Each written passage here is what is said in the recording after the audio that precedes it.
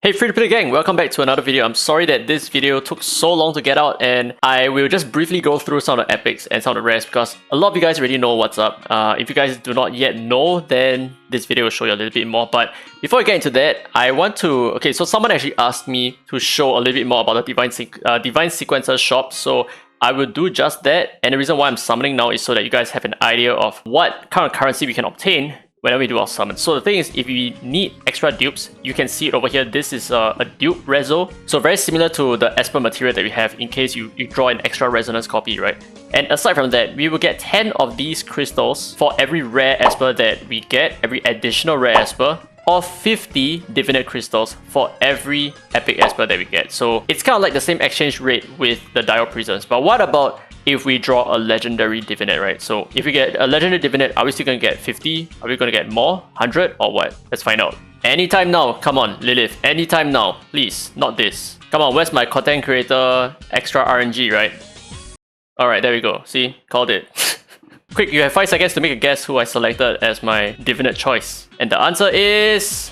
Brewster! Okay, so we get 100 of these Divinate crystals. There are no mono prisms or that kind of sort. So if you draw legendary Divinates, you are still going to get the same currency, which is essentially just 10 rares, 10 rare Divinate pools worth of currency. It's not much, but yeah, it's just something extra. So now let's take a look at the shop. So over here, you can go to the Divine Sequencer and you see that there are all the original stuff here, but at the bottom, there are 5 more items. Okay, sorry, only 3 more items that cost you your Divinate crystals.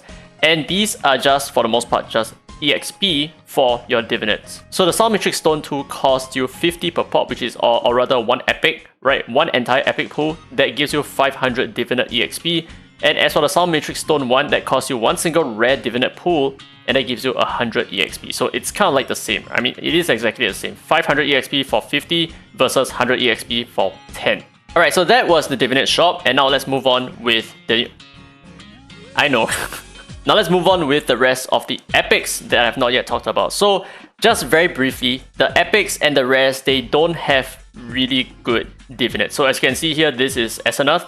When the bearer's HP is full, when her HP is full, Dancing Bud's final healing plus 10%, which is like her second skill. Yeah, plus 10% extra healing.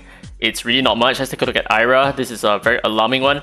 So when the target is speed down, Courts of Heron's final damage plus 10%. When the target has speed down, her first skill does 10% more damage. Why? My question is why? 将们, when the bearer's HP is below 70%, Passage's damage plus 10%. Her first skill, her damage goes up, but it's not even like her third skill or anything like that, right? It's literally just her first skill. And what about Kara, a Poison Esper?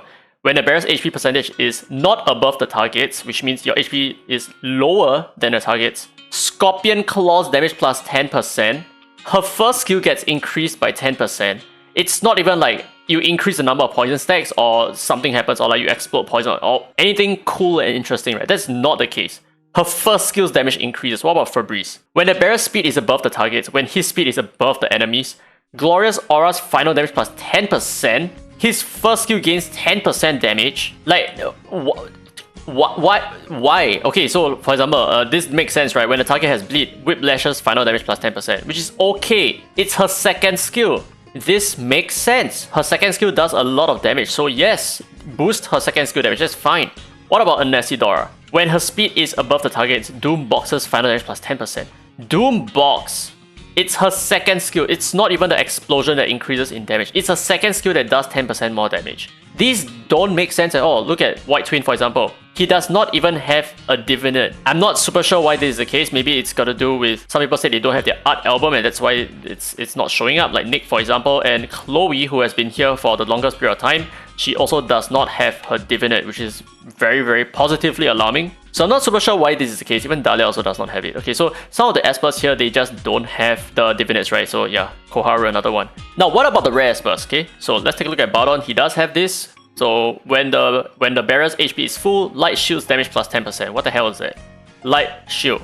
His first skill. Wow. Big, huge DPS, right? I mean, you could at least boost his Honor Bound's passive DPS, which is what most players use him for anyway. But no, his first skill. And what about Liao?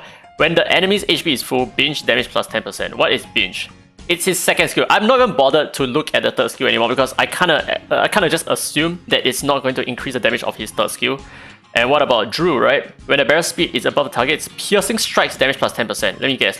Piercing strike. Is it your first skill? It's you. I lowballed, and it was literally the first skill. The first skill's damage went up by what? 10%. Why? What's up with all of these really terrible Divinates that is just not adding value to epic and rare Espers? Like, if that's the case, why are you still releasing epic and rare Espers? Just only release legendary Espers, just all these Espers, get rid of them. They're just adding clutter, they're just adding to extra space in my phone storage, and I don't want that. Like, if these Espers, they're just designed to be bad, and they're just designed to have like half-hearted bonuses, half-hearted boosts because legendary Espers sell a lot more, then I don't want it. I feel like this really just cheapens the game a lot. Like, just looking at some of these Espers without the Divinates, or maybe even like Espers like Catherine, what does she have, right? When the target's HP is below 50%, the damage goes up. It's her first skill, isn't it? It's her first skill. Of course, why not, right? Not even her third skill. We can all kind of agree that most of the legendary Divinates, they are also not that good. But most, if not all, of the epic and rare Divinates, they are just horrible. They're just trash. They're just like, you wouldn't even want to pull for them. I would rather get a rare Esper because that gives me Dio Prisms, which is a lot more useful in the shop. So for example, in a Divine Sequencer, we can actually use Dio Prisms for actually good stuff, actually meaningful stuff, as opposed to, you know, getting these Divinate crystals for basically no reason other than just hoping that you get a legendary Divinate within the pool itself. So in my opinion, right, they really need to rework the epic and the rare Divinates. This is not okay. If this gets released into a live server, people are just gonna riot. I'm gonna riot as well.